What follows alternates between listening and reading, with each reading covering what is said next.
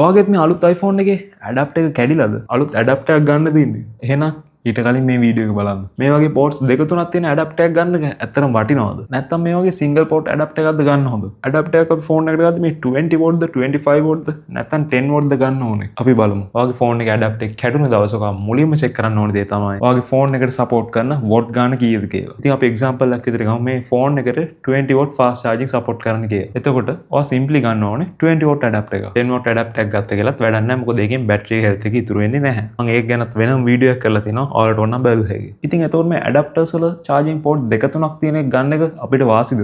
ඔයා එහෙම ගන්න ඕන ටිකක් වැඩි වෝට් ගානක ඇඩප්ටර් එකක්. ඔයා එහෙම devices දෙක තුනක් මේ ඇඩප්ටර් එකට ගහලා charge කරන්න ඉන්නවා නම් ඔයා ගන්න ඕනේ වෝට් ගාන වැඩි ඇඩප්ටර් එකක්. නැත්නම් අපි හිතමු මේක 20 වෝට් ඇඩප්ටර් එකක්. අපිට මේකෙන් devices දෙකක් charge කර හැකි. එතකොට එක device එකකට වැටෙන්නේ 10 watt. ඉතින් අපි example එක ගත්ත විදිහට මේ 20 watt charging support කරන phone එකට 10 watt charging දුන්නොත් ඒක පට්ට slow charge වෙන්නේ. ඉතින් ඒකත් ටිකක් මතක තියාගන්න ports දෙක තුනක adapt එකට යනවා නම්. තව දෙයක් USB adapt එකට යන එකද හොඳ? නැත්නම් මේ type C තියෙන adapt එකට යන එකද හොඳ? type C තියෙන adapt එකට යන්න මොකද ඒකෙන් USB වලට වැඩි fast charge වෙනවා. ඉතින් මගේ website එකේ නම් bestම selling වෙන adapt එක තමයි මේ 20 watt adapt එක. ඒක ගොඩක් phones වලට match වෙනවා. ඒ වගේම ඔයාලත් adapt එකක් ගන්නවා නම් මම හැමතිස්සෙම කියනවා වගේ ටිකක් branded adapt එකක්ම ගන්න. ඔයාලා Ugreen හරි Basis branding හරි adapt එකට යන්න ඉන්නවනම් මගේ website එක check කරන්න. ඒකත් check කරලා ලංකාවේ අනිත් තැනුත් check කරලා ගණන් අඩුම හොඳම warranty එකක් දෙන්න තැනකින් ගන්න. ඔයාලගේ opinion එක මොකද? අපි adapt එකක් ගද්දි devices දෙක තුනක් එකපාරට charge කරන්න පුළුවන් adapt එකක් ගන්න එකද හොඳ? නැත්නම් මේ වගේ single port එකක් තියෙන adapt එකක් ගන්න එකද හොඳ? comment එකක් දාන්න. මොකද ඒක අපි හැමෝටම වැදගත් වෙයි.